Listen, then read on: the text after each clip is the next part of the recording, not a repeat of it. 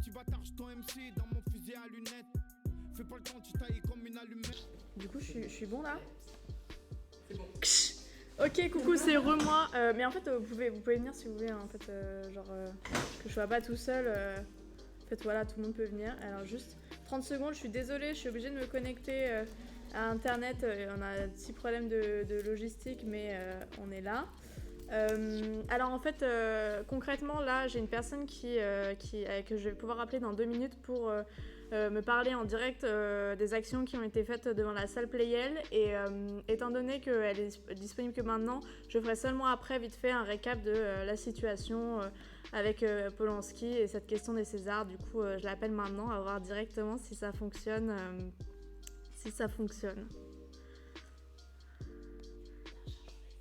Ouais.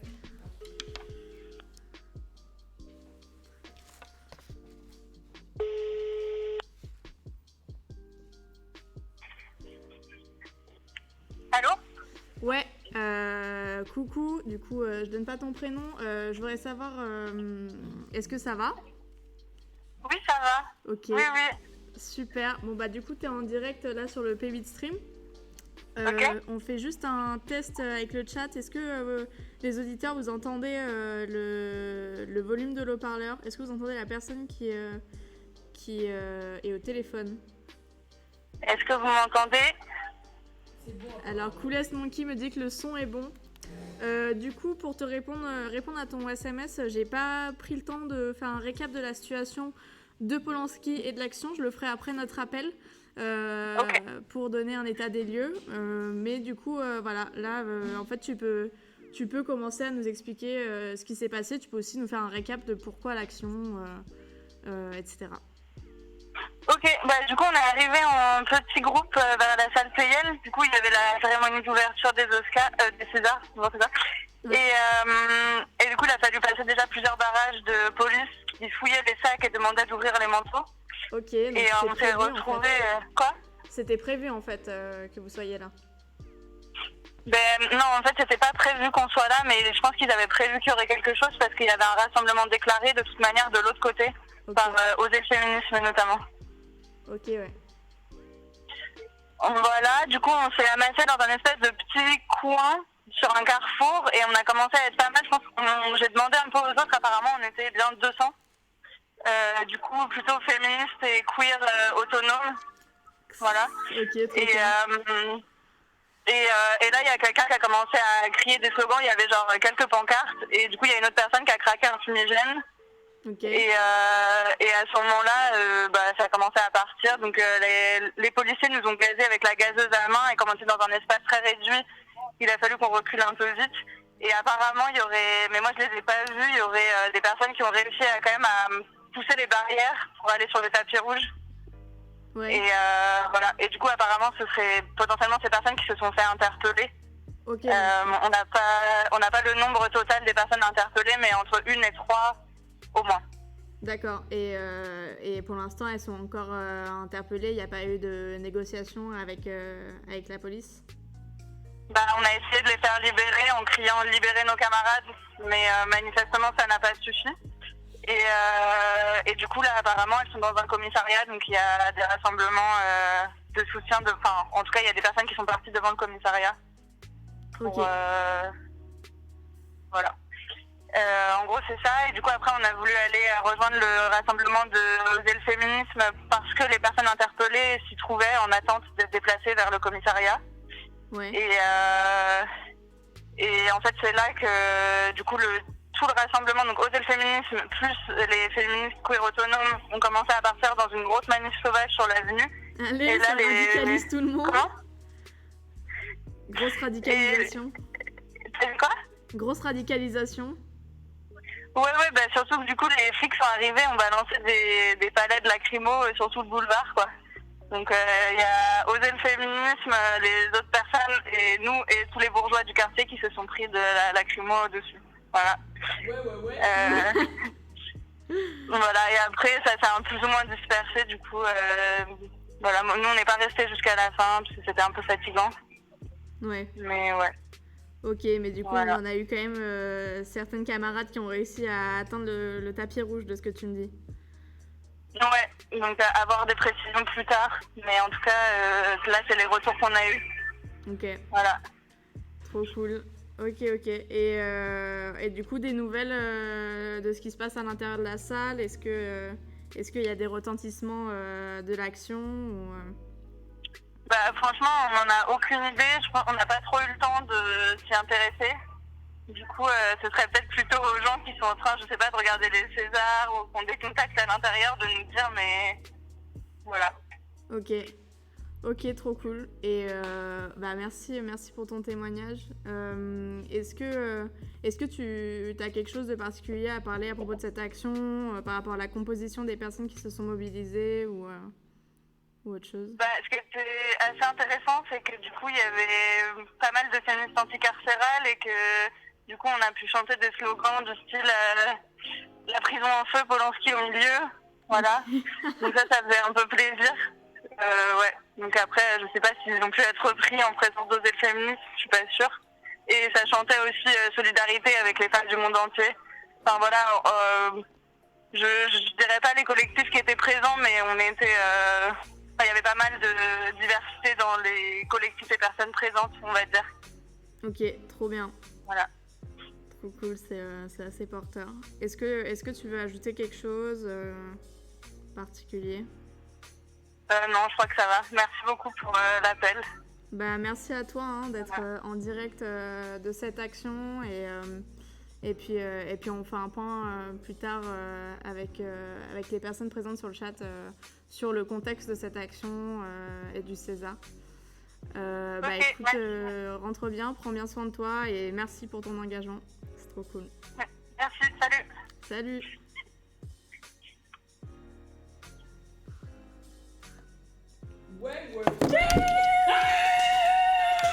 Attends, plus de 200 personnes là, franchement ça fait trop plaisir ouais,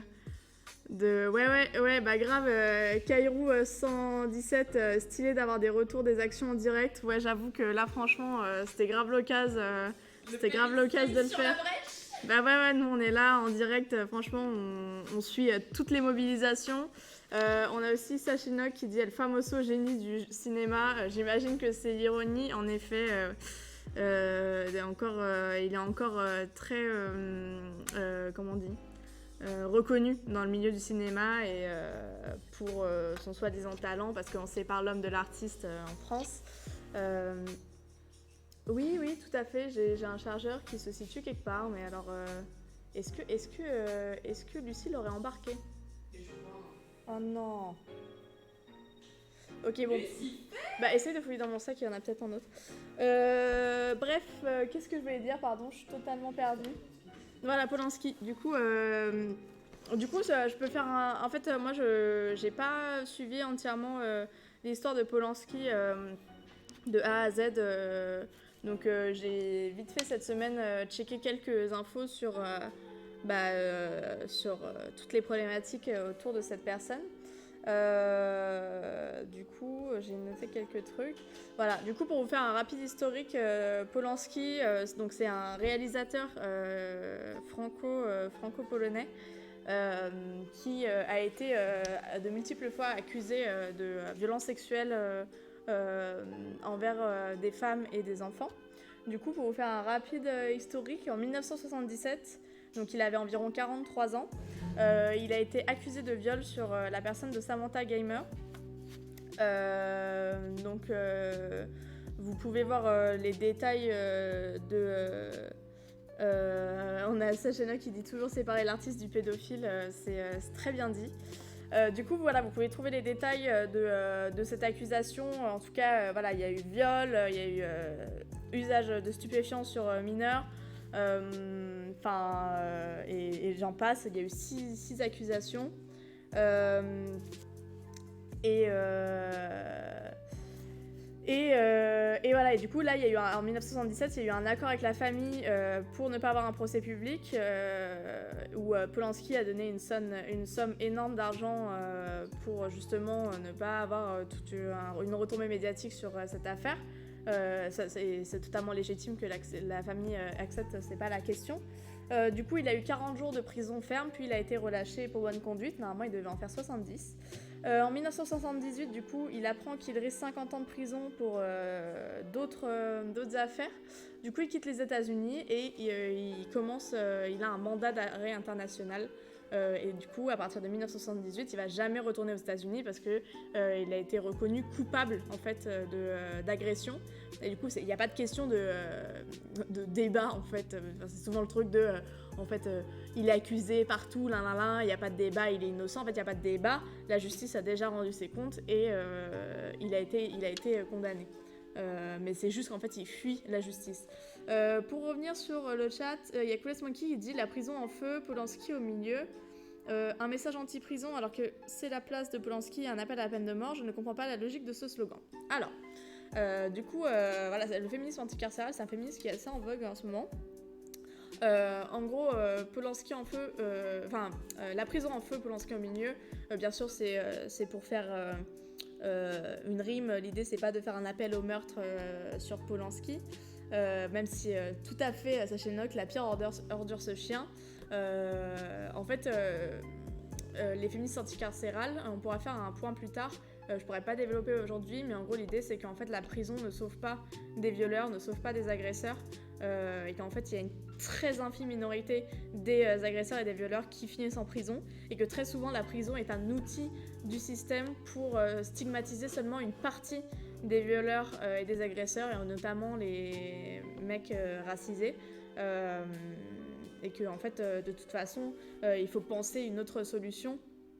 Voilà, qu'est-ce que tu dis ? Et donc, il faut faire quoi de Polanski ? Ben voilà, les féministes anticarcérales, et on pourra en faire plus tard, on pourra en discuter plus tard, plus longuement. Les féministes carcérales pensent que la solution n'est pas la prison n'est pas une solution, mais que bien sûr, ça ne veut pas dire laisser les personnes en liberté qui sont accusées de viol ou de meurtre, etc.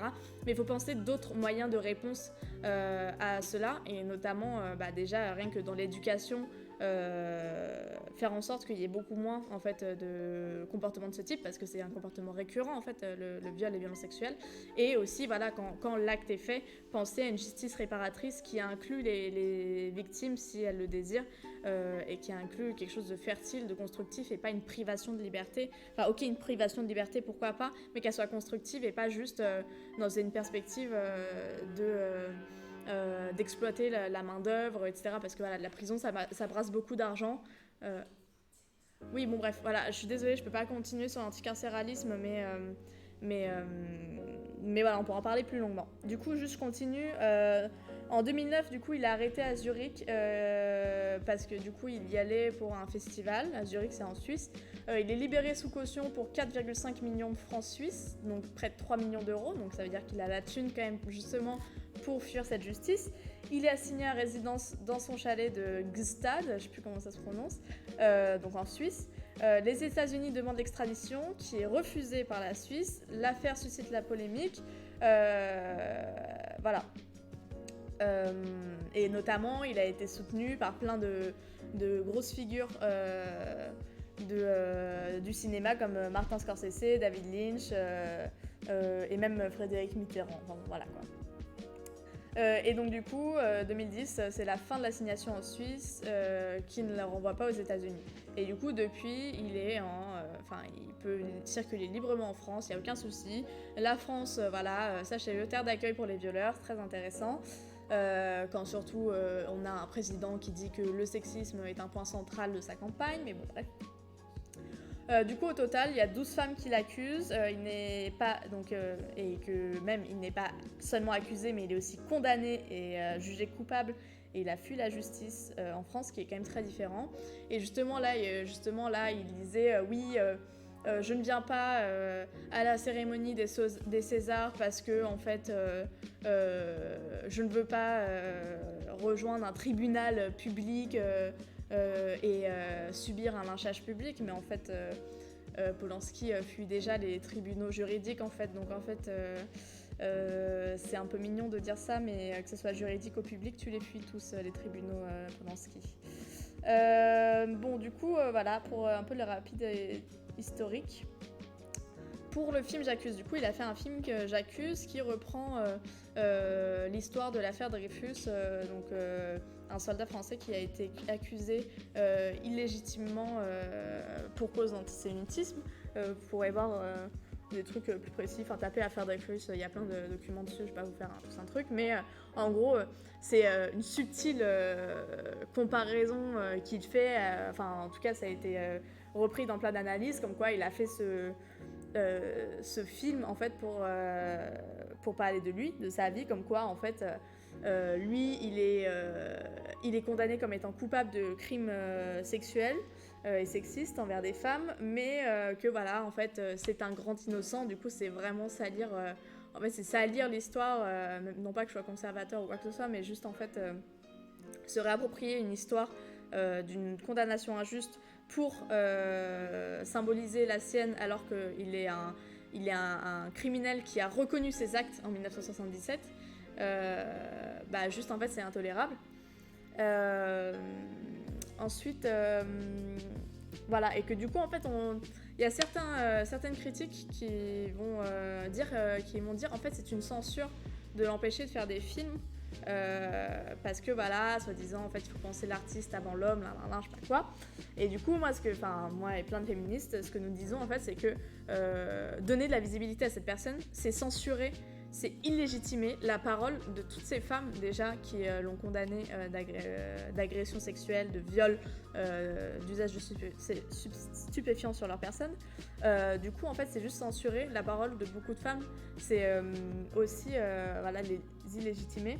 Et en fait, moi, la manière dont je vois cette 12 nominations faites sur son film, c'est une démonstration explicite du système patriarcal, de la force patriarcale, en réaction au mouvement MeToo, à la levée du tabou sur les violences sexuelles et sexistes, à la critique de la culture du viol. Et que voilà, en fait, ces 12 nominations, ça montre juste ce soutien entre mecs, entre mecs cis blancs bourgeois, de maintenir leur non-mixité, leur club d'hommes agresseurs, violeurs au sein des mouvements dominants. Comme dit Zach Enoch, c'est valider le viol et la pédophilie, mais tout à fait. En fait, on est en train de nominer un criminel en fait, qui devrait être en prison si on croit à la prison. Mais bref, en tout cas, qui devrait être condamné et que la condamnation devrait être reconnue. Voilà. Et du coup, voilà, quand il parle de lynchage public, en fait, il retourne totalement à la situation en se plaçant comme victime de toute la polémique autour de ces nominations César. Voilà, alors qu'en fait c'est pas lui la victime. Enfin, je veux dire, encore une fois, il arrive à fuir la justice parce que déjà il est riche et parce qu'il y a une non-reconnaissance de sa culpabilité. Enfin voilà, j'en passe. Du coup, on a Zach Enoch, Kairi 117 qui dit c'est vraiment aberrant autant de nominations dans ce contexte, mais on est tout à fait d'accord. Et pareil pour Christophe Ruggia, l'agresseur, c'est Christophe Ruggia, non ? Son nom, je sais plus si vous vous rappelez, à vérifier, mais je crois que c'est bien lui, l'agresseur d'Adèle Haenel qui a été nominé à multiples fois et qui enfin est condamné suite à la levée de la parole d'Adèle Haenel en novembre. D'ailleurs, on vous mettra en lien son interview Mediapart qui est vraiment incroyable. Que des pédovioleurs entre lui et Woody Allen, ça fout la haine, bah oui, je suis d'accord avec toi. Voilà, du coup en fait concrètement là pour les Césars, il y a le Conseil des Césars qui a démissionné parce qu'en fait juste ils assument pas. Grosse impunité. Et voilà, et du coup aussi par rapport en fait cette polémique de séparer l'artiste de l'homme, en fait ça fonctionne que pour les hommes. C'est-à-dire que en fait par exemple quand on analyse des films de femmes, de personnes queer ou de personnes racisées d'ailleurs, en fait, mais surtout de femmes et de queer, j'ai l'impression, on parle beaucoup de la vie de l'artiste. Par exemple, dans le film de Céline Sciamma, on parle de elle fait des films sur les lesbiennes parce que c'est une lesbienne, elle fait des films avec des scènes très empathiques parce que c'est une femme, et voilà. Et par contre, on va jamais parler, justement, dans le film de Christophe Ruggia, où il y a des scènes entre jeunes enfants, justement lui son attirance pour les enfants et son attirance pour les enfants, je dis pas qu'elle est légitime, c'est son attirance pédophile. Donc voilà, donc en fait ça ne marche que dans un sens. Voilà. Et que en plus, en effet, même si on adopte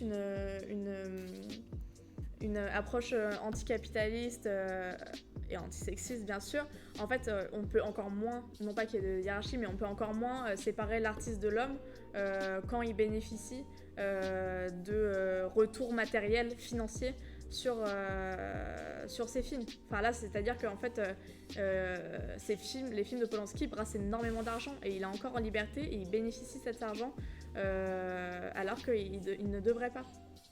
Voilà. Et du coup, voilà. Et donc pour revenir ça ce soir au César, il y avait qui était décerné à la salle Pleyel. Et bien, il y avait des actions prévues. Il y a eu des collages pendant toute la semaine autour de la salle. Je vais vous dire quelques, parce que là on doit bientôt s'arrêter. Je vais vous dire quelques collages. Violenski, voulez-vous vraiment vivre dans un monde où un pédocriminel est nommé 12 fois au César? Violenski, les Césars de la honte. Public complice, cinéma complice. Voilà, plein de photos. Il nous reste 5 minutes. Voilà, du coup... Alors il nous reste même moins de 5 minutes parce qu'on va se faire bloquer dans la fac si on continue.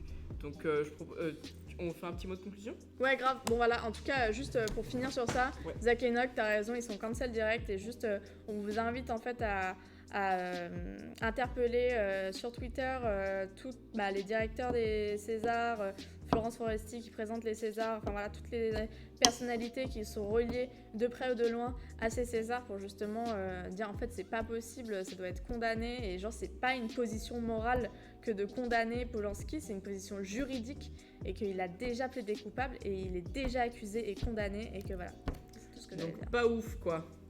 Tout à fait.